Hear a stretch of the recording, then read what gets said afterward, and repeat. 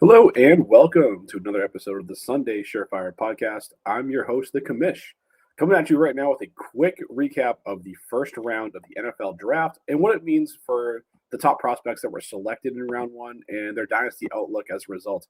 So now that we have kind of the full picture, all the testing measurables are in, the landing spots are determined. Now we have to figure out where more or less we're going to rank these guys in the pecking order as far as rookie drafts go. More of that to follow once the rounds 2 through 7 are completed. But based on the information we have right now after the first round of the NFL draft, I'm kind of just give you my thoughts on the 10 fantasy relevant offensive players that were selected on night one of the draft and kind of let you know what I think about those landing spots and just what I think of their dynasty outlook from here. So let's go start from the top, folks. Fernando Mendoza, the 101 to the Las Vegas Raiders. I mean, look, this pick's been in the bag for months. I mean, the Raiders finally make it official on draft day. The Raiders are rebuilding, as we know, but as with Mendoza being the number one overall pick in the draft, going to get every single chance possible to succeed. So I kind of like the idea too that they're bringing him along slowly, letting him develop behind Kirk Cousins at least to start the 2026 campaign. Completely fine with drafting him early in Superflex leagues. As early as 102 is perfectly fine in my book. Going on here to the 103, the drumbeat have been beating for Jeremiah Love to the Cardinals for a couple of days leading into the NFL draft. And sure enough, that's exactly what comes to fruition. This is awful news for managers of Trey Benson and Tyler Algier. Particularly feel bad for Algier, who just cannot seem to get away from elite running backs landing in front of him. So that's a tough spot for him. Likely to me means that James Conner is not going to be in Arizona in 2026. Doesn't really make sense as a veteran player who this regime has no ties to. But as far as Jeremiah Love goes, I do see him being the lead back here for obviously for the foreseeable future. You do not use a top 5 pick on a running back, not to use him heavily. So I think even if he does, we see guys be a thorn on their side like Connor if he sticks around, Benson or Algier. I do think Love is going to be leading this team in touches by a wide margin, and I'm not at all worried about this landing spot for him. The offense, as we know, has QB concerns. So if you want to tell me that in the short term, the touchdown equity might not be there just based on the team not moving the ball consistently, I can buy some of that for 2026. That's maybe more of a redraft concern than it is in dynasty. But I kind of like what Arizona's doing here. Like, guys, they have a really good couple receivers and Marvin Harrison Jr., Michael Wilson, Trey McBride is elite at the tight end position. Jeremiah Love, it tracks to be an elite running back. We'll see if it actually comes to fruition. But I like what they're doing here. They're kind of setting up, I think, for 27 to airdrop in a veteran quarterback and have this offense kind of take off a year from now. But I'm not knocking this landing spot at all for Love to the Cardinals. Cardell Tate comes next off the board at the 104 to the Tennessee Titans. Their new regime down there grabs what many consider to be the top receiver in the class.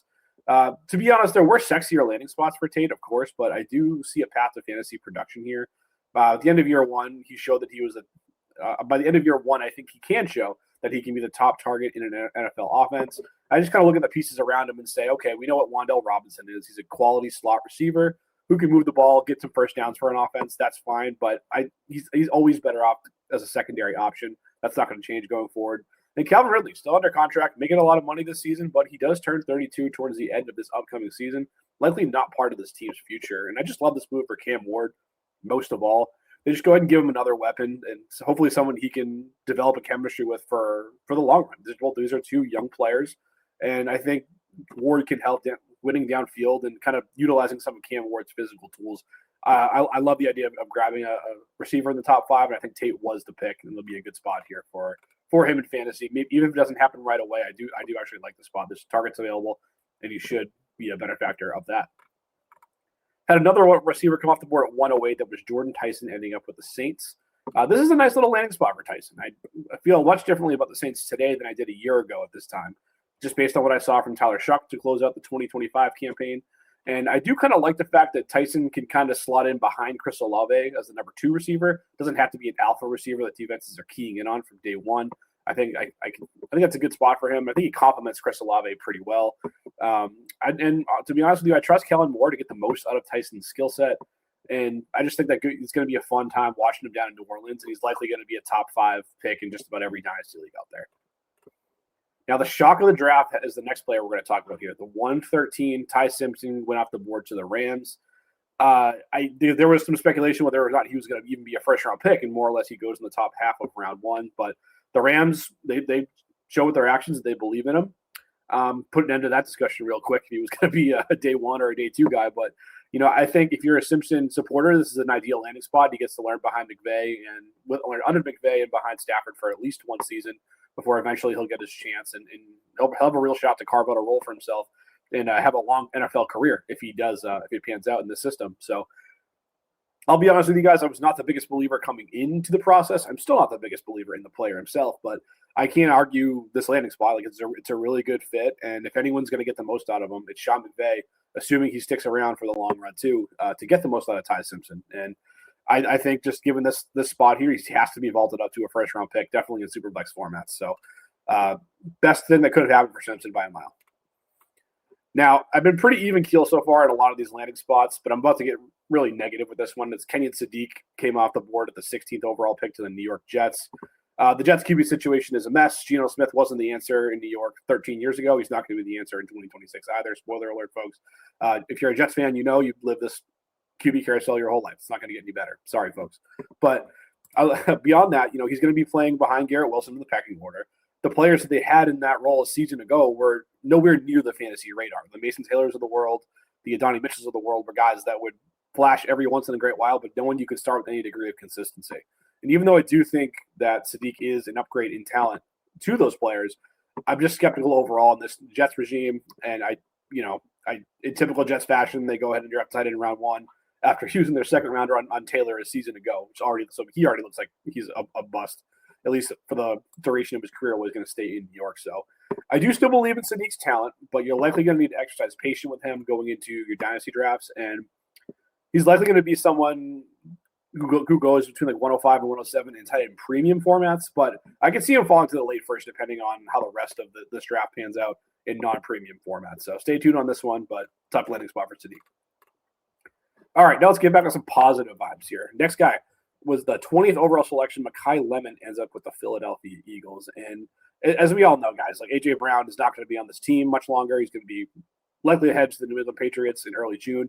So the team does need another wide receiver to kind of step in and fill the void in 2026. Sorry to all the Dontavian Wicks truthers out there. I'm not talking about him in this video, but I do think the Eagles are a smart organization who know how to utilize their skill players. In the 4 seasons that A.J. Brown and Devonta Smith shared the field together, both of them hit the 1,000-yard mark in 3 of those 4 seasons. And the one season that Smith didn't hit 1,000 yards, he missed some time with injuries, and he was, per game totals came out to over 1,000 yards. So I think the Eagles' offense is going to look a little bit different going forward, but I see Lemon stepping in and being a reliable contributor from day one. Wouldn't shock me if he went over 1,000 yards as a rookie. He's a top 4 dynasty pick coming off in just about every format, and honestly, I wouldn't even bat an eye if someone wanted to go ahead and grab him as early as the 102. All right, let's go to Casey Concepcion here, the 23rd overall pick to the Cleveland Browns. People kind of knee-jerk hated this landing spot because the Browns are the Browns, and QB situation is a mess, and so on and so forth. And while I agree that there's certainly better spots out there for Concepcion in this draft, I actually don't really hate this one. I think he has the ability to lead this team in targets as a rookie, despite the guys that are already on the roster.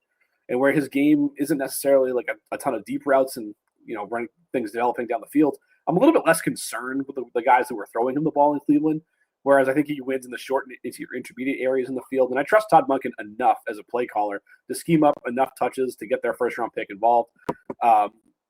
The obvious bugaboo here is in the short term is the number of total touchdowns that are going to be available in this offense for him to score. I do think that's going to be limited just based on the overall offensive environment that he finds himself playing in. I consider him still to be a mid to late first-round pick in Superflex leagues. Now, we just talked about Sadiq going to the Jets. He wasn't the only skill player selected in the first round of the 2026 NFL draft. Omar Cooper Jr. had been coming up draft boards throughout the process. He ends up in New York as well, the 30th overall selection. I'm starting to think that the Jets GM, Darren Mogi, plays fantasy football the way he's operated this offseason between tagging Breece Hall, drafting Sadiq, and then Cooper to close out the first round. I just got to know how many dynasty leagues this guy's playing in because he's trying to get as much first-round capital in these guys as he can. But, my thoughts here are kind of similar to Sadiq in that I don't love the outlook based on the state of the offense overall. And, listen, I'm not going to go too crazy dropping him down to, like, the middle of or the late second round or anything like that. But I am fading him some based on this landing spot. He feels like a late first-rounder to me as things stand right now, but we'll see how the rest of the draft plays out, particularly what day 2 looks like. And finally, the last player to hear his name called in the 2026 class on day one jumps all the way up to second in the line at the running back position in this year's class. That's Jadarian Price, who went pick 32 to Seattle. Price had been projected to the Seahawks throughout the process, so this landing spot isn't really a shock to me at all. But now that it's official, his dynasty outlook has improved tremendously. We know the defending champs had a big role to fill in their backfield after moving on from Kenneth Walker in free agency. And Zach Charbonnet continues to rehab from a January ACL tear. So who knows exactly what he's going to look like this season, particularly in the early going. He's also entering the final year of his rookie contract. So if Price really takes his opportunity by the reins and runs with it in the early parts of the season, there is a real chance he could be the leader of this backfield for years to come. And this is a case of he's a guy in tier 2 among the running back prospects who gets a great landing spot, first round capital, just vaults right up the process. We see that happen every year, and I can see him, if he takes advantage of it, becoming a quality dynasty asset. He's likely going to creep up into the middle of round 1 in one quarterback leagues for sure. But that's what we have here for you folks. Just a quick hitting episode on my thoughts on the first round of the NFL draft and the players that we're going to be selecting in dynasty leagues. Make sure you're hitting the like and subscribe button here. We're going to be having more draft coverage, more live coverage coming up as the draft unfolds, and then we'll be getting right into a mock season. So it's a fun time of year on the fantasy landscape, and it's a fun time of year on the dynasty landscape as well. So make sure you're hitting that like and subscribe button, and we'll see you next time.